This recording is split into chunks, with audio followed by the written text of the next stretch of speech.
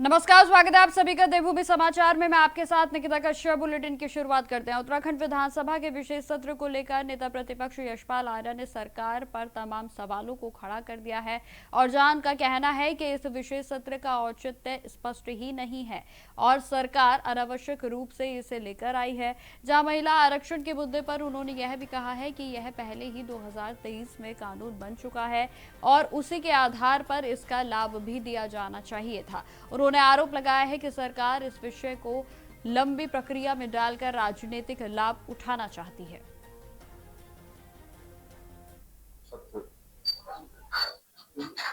Out किया गया है। आखिर इस विशेष सत्र का क्या औचित्य है, प्रश्न है। और कांग्रेस का नजरिया स्पष्ट है, दृष्टिकोण कांग्रेस का स्टैंड स्पष्ट है कि 2023 में महिला आरक्षण विधेयक ने कानून का रूप लिया है और हम चाहते हैं कि 2023 में जो कानून बना है, जो विधेयक पारित हुआ है, उसी के आधार पर देश की आधी आबादी महिलाओं की है, उनको आरक्षण का लाभ तत्काल मिलना चाहिए। तो आगामी 2029 का लोकसभा का चुनाव और 2027 में विधानसभा का चुनाव हो, उसमें महिलाओं को 33% आरक्षण मिले, हमारा स्पष्ट नजरिया है और हम चाहते हैं, हम उस बात को बल दे रहे हैं। देहरादून में स्थित उत्तराखंड की विधानसभा में विशेष सत्र के दौरान महिला आरक्षण के मुद्दे पर चर्चा हुई और जहां नेता सदन मुख्यमंत्री पुष्कर सिंह धामी ने नेता प्रतिपक्ष और अन्य सदस्य ने अपने विचारों को उनकी ओर से रखा गया और जहां विधानसभा के अध्यक्ष ऋतु खडूरी भूषण ने लंच ब्रेक के दौरान बताया कि इस सत्र का मुख्य उद्देश्य महिलाओं को 33% आरक्षण दिलाने के मुद्दे पर विचार करना है।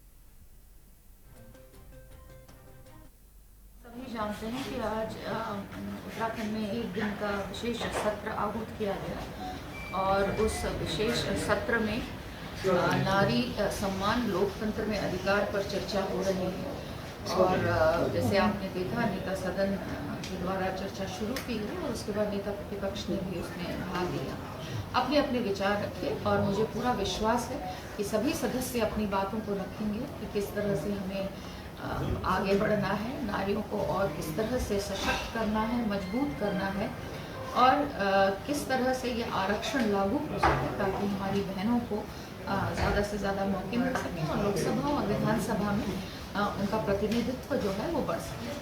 मैम, मांग लगातार यही हो रही है कि जो अगला विधानसभा चुनाव हो उसी में इसको लागू किया जाए, तो इस पर सदस्यों की देखिए, ऐसा है, ये हमारे हम अपने सदन में ये नहीं कर सकते हैं। आप सब जानते हैं कि रिजर्वेशन का जो मामला है वो केंद्र में है, तो सेंट्रल से ये निर्णय होते हैं, सेंट्रल से ये डिसीजन होते हैं। तो ये इस चीज़ को बार बार सदन में उठाना या सदन में उठाना, उससे हम कुछ कर नहीं सकते हैं। ये काम सेंटर का है और वहीं से होगा। उत्तराखंड की 70 विधानसभा सीटों पर 33% महिला आरक्षण को लागू करने के लिए कांग्रेस लगातार विरोध प्रदर्शन कर रही है और जहां आज विधानसभा के विशेष सत्र के दिन उत्तराखंड महिला कांग्रेस के द्वारा विधानसभा के घेराव को किया गया। देखिए हमारे संवाददाता हितेश त्यागी की ये रिपोर्ट। राजधानी देहरादून में विधानसभा में विशेष सत्र चल रहा है, तो वहां जिस तरीके से विपक्ष लगातार सरकार को घेरने का काम कर रहा है, तो वही राजधानी देहरादून में जो कांग्रेस की महिला विंग है, महिला कांग्रेस है, वो यहाँ पर प्रदर्शन कर रही है। विधानसभा से कुछ ही दूरी पर इनको रोक लिया गया है, डिटेन कर लिया गया है। और ज्योति रोतेला हमारे साथ है। मैम, किस तरीके से देखते हैं लगातार आप लोगों की जो मांग है, क्या कुछ मांग है, क्या कुछ मुद्दे हैं? देखिए, हम लोग पूरी कांग्रेस पार्टी, पूरा विपक्ष चाहता है कि महिलाओं को 33% जो आरक्षण के बाद भाजपा कर रही है वो तुरंत लागू किया जाए। 2000 के जो 27 के चुनाव है, जो जिन राज्यों में और उसका 2029 का जो लोकसभा राज्यसभा के चुनाव है, उनमें महिलाओं को 33% का आरक्षण दिया जाए। भाजपा की सरकार महिला विरोधी सरकार है, वो इस आरक्षण को लागू नहीं करना चाहती, जनता की आंखों में धूल झोंकना चाह रही है, जिसके खिलाफ हम लोग आज खड़े हैं। हम लोग कह रहे हैं कि आपने विशेष सत्र बुलाया है, आज ही से इस कानून को इस प्रदेश में लागू किया जाए।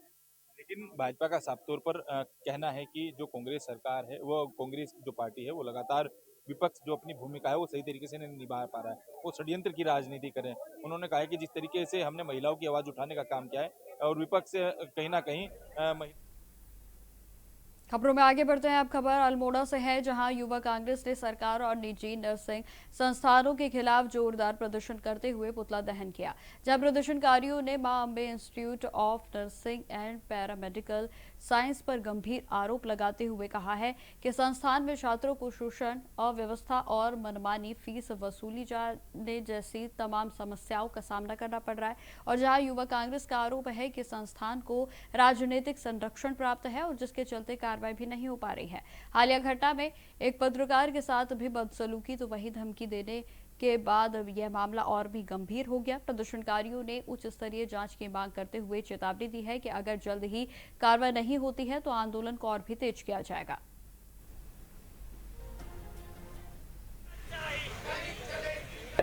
मुख्यमंत्री उत्तराखंड सरकार का हमने पुतला दहन किया है कि महिला विरोधी, युवा विरोधी, किसान विरोधी, छात्र विरोधी ये सरकार लगातार महिलाओं के खिलाफ जो लगातार अत्याचार इस प्रदेश में, देश में बढ़ते जा रहे हैं, उसको लेकर, जबकि पहले महिला विधेयक 2023 में पास हो चुका है, लेकिन ये विपक्ष को बदनाम करने के लिए लगातार भाजपा के लोग बड़े बड़े बयान देके कांग्रेस की छवि को धूमिल करने का काम कर रहे हैं। कांग्रेस ने तो इस देश को सब कुछ दिया।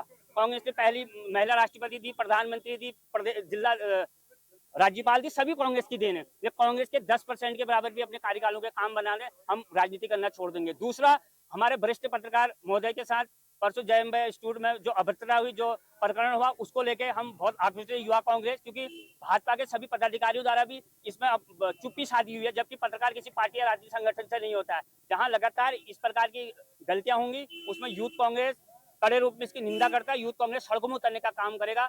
इस कॉलेज की मान्यता भी रद्द होनी चाहिए, इनको शीघ्र गिरफ्तार होना चाहिए प्रबंधक, क्योंकि जिस प्रकार इन्होंने लगातार पत्रकारों के साथ ये बदतमीजी की है, तो आम आदमी के साथ क्या नहीं कर रहा होगा। तो इसी को लेकर आज हमारा प्रदर्शन है। अगर ये जो पत्रकारों की मांग है, उस मांग पे अगर काम नहीं होता है तो हम 10 दिन के बाद उग्र आंदोलन करने के लिए बाध्य होंगे। इसकी जिम्मेदारी जिला प्रशासन और प्रदेश सरकार की होगी। इसी को लेकर आज धरना प्रदर्शन या प्रदर्शन करने का कार्य युवा कांग्रेस अल्मोड़ा द्वारा किया गया है। देखिए, पुतला दहन का मेन काम तो जैसे कि बीजेपी के जो बर्ताव है, बहुत दिन पर दिन इनका महिलाओं के प्रति अभद्रता के लिए है। आज जिस तरह से अल्मोड़ा में, हमारे पहाड़ों में महिलाओं के साथ अन्याय हो रहा है, हमारी लड़कियां देश ही नहीं, हमारे पहाड़ों में भी सुरक्षित नहीं है। जैसे नर्सिंग कॉलेज का मामला भी सभी लोगों ने देखा ही है, और वहां पर पत्रकारों के साथ जो अभद्रता हुई, उसके लिए सभी लोग हम इकट्ठे हैं और बहुत जल्द हम चेतावनी देते हैं। अगर ऐसा ही रहा तो हम युवा कांग्रेस सब मिलकर इस पर बहुत बड़ा एक प्रदर्शन करेंगे और घेराव भी करेंगे कॉलेज का। हम नहीं चाहते कि हमारी लड़कियों के साथ, हमारी बेटियों के साथ इस तरह का बर्ताव, हम पहाड़ की महिलाएं बिल्कुल भी बर्दाश्त नहीं करेंगे। आगे जो भी प्रक्रिया रहेगी, हम सभी युवा मिलकर इसमें घेराव करेंगे। खबर मसूरी से है, जहां बेकरी हिल क्षेत्र में एमडीए की ओर से पार्किंग को लेकर विवाद खड़ा हो गया है। जहां आपको जानकारी देते चले कि मसूरी के नगर पालिका परिषद ने पुलिस की मौजूदगी में पार्किंग पर कब्जा वापस लेते हुए इसे अपने नियंत्रण में ले लिया। और जहां पालिका का साफ तौर पर कहना है कि मजदूर संघ को यह पार्किंग अस्थायी रूप से दी गई थी और जिसकी अवधि समाप्त होने के बाद भी कब्जा नहीं हटाया गया था, तो वहीं मजदूर संघ ने इस कार्रवाई को नियम के विरुद्ध बताते हुए एक कड़ा विरोध दर्ज कराया है। जहां आपको बताते चले कि संघ का आरोप है कि वर्षों से चली आ रही व्यवस्था को दरकिनार कर दिया गया है और जहां यह कदम उठाया गया तो वहीं जिससे कि मजदूरों के रोजगार पर भी अब असर पड़ता हुआ नजर आ रहा है। से धोखा किया गया। जब हमें पार्किंग दे दी गई थी तो पार्किंग पिछले साल भी हमारे साथ जो गद्दारी हुई, उसके बाद भी हमें फिर निर्वाचित के बोर्ड के अध्यक्ष और पालिका बोर्ड ने हमें 11 महीने के लिए पार्किंग दी है। हर 11 महीने में हमारे बॉन्ड चेंज होते हैं। पार्किंग में अस्थायी रूप से सन 1996 से हाथरस उन्मूलन के तहत मिली हुई पार्किंग, ये पार्किंग हमें अस्थायी रूप से मिली है मजदूरों के पुनर्वास के तहत। अब रही बात जो हमें बेवकूफ बनाया गया कि कभी 8 महीने का कह रहे हैं 2 बॉन्ड दे दे, एक में 8 महीने का दे दिया और ऊपर से दूसरा जो उसके पीछे के एक छाया पड़ती है उसमें 11 महीने का जिक्र है उसमें।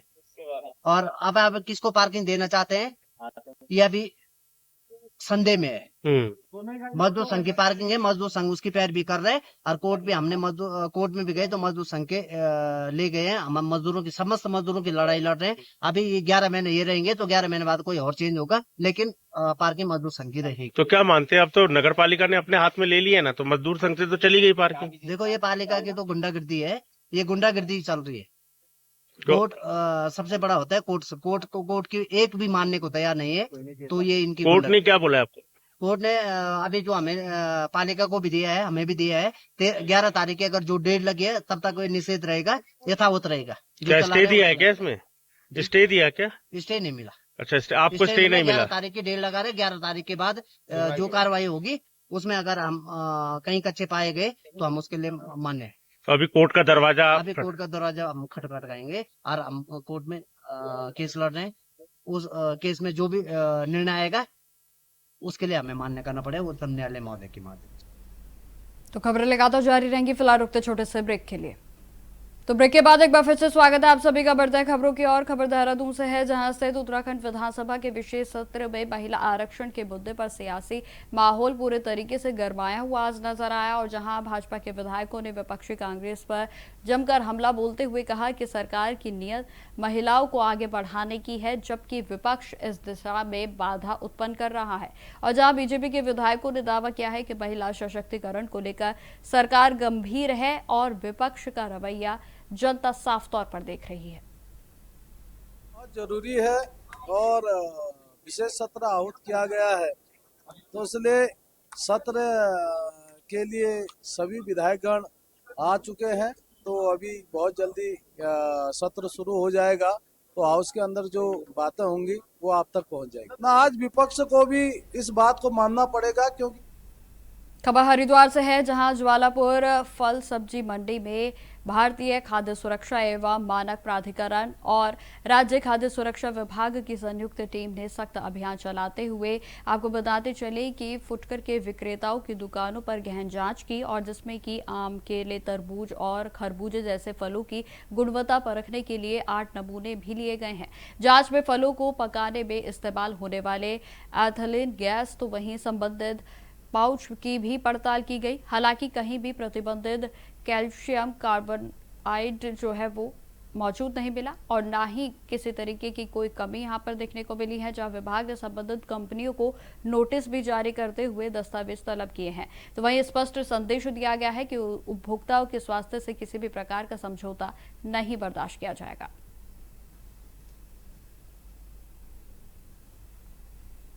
खबर मसूरी से है, जहां के पास कैंपटी क्षेत्र में टिहरी जिला विकास प्राधिकरण ने अवैध निर्माण के खिलाफ बड़ी कार्रवाई करते हुए 2 भवनों को सील कर दिया।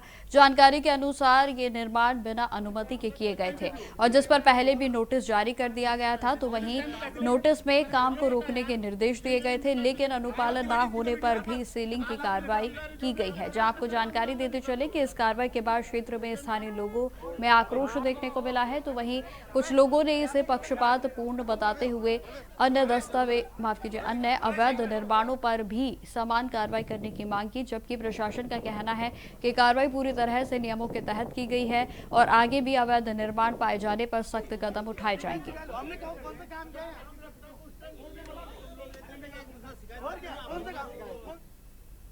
अब खबर रामनगर से है, जहां लोकसभा के अध्यक्ष ओम बिरला अपने परिवार के साथ जिम्स कॉर्बेट नेशनल पार्क में भ्रमण के लिए पहुंचे, और जहां उन्होंने एक रिसोर्ट में रात्रि विश्राम उनकी ओर से किया जाएगा। तो वहीं जानकारी देते चले कि मंगलवार यानी कि आज वह ढिकाला के जोन में जंगल सफारी के लिए भी निकले, और जहां उन्होंने परिवार के साथ वन्य जीवों का दीदार किया। तो वहीं इसी दौरान उनका रात्रि विश्राम भी पार्क क्षेत्र में ही प्रस्तावित है। कार्यक्रम के अनुसार आपको जानकारी देते चले कि लोकसभा के अध्यक्ष 29 अप्रैल को नैनीताल पहुंचे थे। नैनीताल जो है वो पहुंचेंगे, और जहां वे एटीआई के वन पंचायत प्रतिनिधियों के साथ बैठक करेंगे। उनका कुल 5 दिवसीय दौरा निर्धारित है, और इस पूरे दौरे को देखते हुए प्रशासन पूरे तरीके से सुरक्षा के इंतजाम पुख्ता किए हुआ है कि डिस्ट्रिक्ट नैनीताल में हमारे लोकसभा के माननीय अध्यक्ष जी यहाँ पर हैं, और पॉलिटिक्स यानी कि राजनीति की जो सबसे छोटी इकाई है और वही जड़ है हम सबकी, वो कैसे मजबूत हो, कैसे काम हो रहा है और किस तरह से फलित होके वो चारों तरफ जो डेमोक्रेसी है हमारी यानी कि लोकतंत्र है उसको मजबूत कैसे करते हैं, इसके बारे में एटीआई नैनीताल में पहले तो वन पंचायत के जितने भी सरपंच हैं उनके साथ बैठक करेंगे। उसके बाद जिला पंचायत, क्षेत्र पंचायत, सारे लोग पंचायत के लोगों से और ग्राम प्रधान जो। खबर रानीखेत से है, जहां छावनी परिषद अध्यक्ष और केआरसी के कमांडेंट ब्रिगेडियर संजय यादव के निर्देशानुसार नगर में एक दिवसीय स्वच्छता अभियान को चलाया गया। इस अभियान की शुरुआत पंत पार्क से की गई और जहां परिषद के कर्मचारियों ने एकत्रित होकर स्वच्छता का संकल्प लिया। कार्यक्रम का शुभारंभ सेना के लेफ्टिनेंट कर्नल नीरज पुरी ने हरी झंडी दिखाकर किया। वैसे तो छावनी परिषद के अंदर लगातार सफाई अभियान के जो जागरूकता अभियान चलते रहते हैं, ये होता रहता है। और आज ये हमारे माननीय अध्यक्ष छावनी परिषद रानीखेत उनके निर्देशानुसार ये कार्यक्रम यहाँ पर आयोजित किया गया और इसमें हम लोगों को जागरूक करने के लिए जो तमाम रानीखेत की जनता है और यहाँ के जो जागरूक लोग हैं उनको सबको ये बताने के लिए कि रानीखेत में सफाई हो, क्योंकि पर्यटक स्थली में पर्यटक सीजन शुरू होने जा रहा है और हमारी सफाई व्यवस्था दुरुस्त रहेगी तो एक पूरे समाज के अंदर, देश विदेश के अंदर रानीखेत का नाम अच्छा होगा। ये इसका मैसेज देने के लिए इसका एक प्रारंभ किया गया। खबरों में आगे बढ़ते हैं। बद्रीनाथ केदारनाथ मंदिर समिति को लेकर आरटीआई के जरिए सामने आए खुलासे के बाद विवाद लगातार गहराता जा रहा है, जहां सामाजिक कार्यकर्ता और अधिवक्ता विकेश सिंह नेगी ने आरोप लगाया है कि समिति के उपाध्यक्ष विजय पर नियमों के उल्लंघन और वित्तीय अनियमितताओं के गंभीर सवाल उठे हैं। तो वहीं आरोपों के अनुसार उपाध्यक्ष के द्वारा अपने निजी सहयोगी के रूप में नियुक्त व्यवस्था का उपयोग करते हुए पत्नी को चतुर्थ श्रेणी कर्मी के रूप में दर्शाकर मासिक भुगतान लेने की बात कही गई।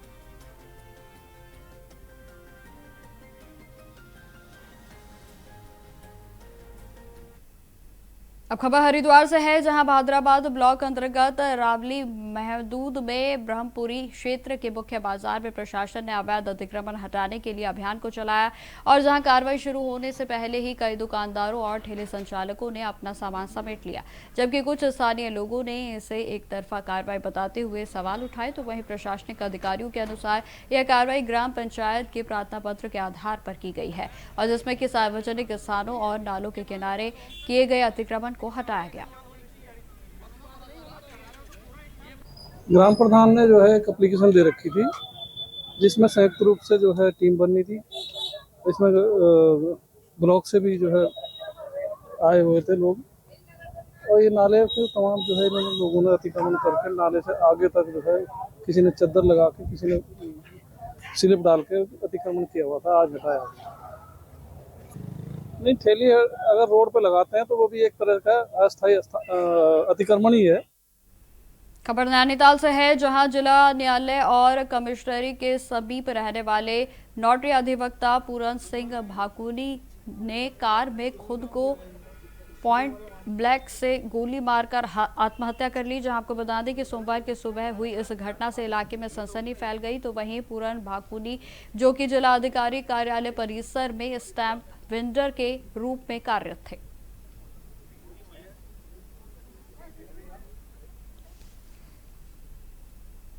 तो फिलहाल मेरे साथ इस बुलेटिन में इतना ही। देश दुनिया की तमाम खबरों की जानकारी के लिए बने रहें हमारे साथ। नमस्कार।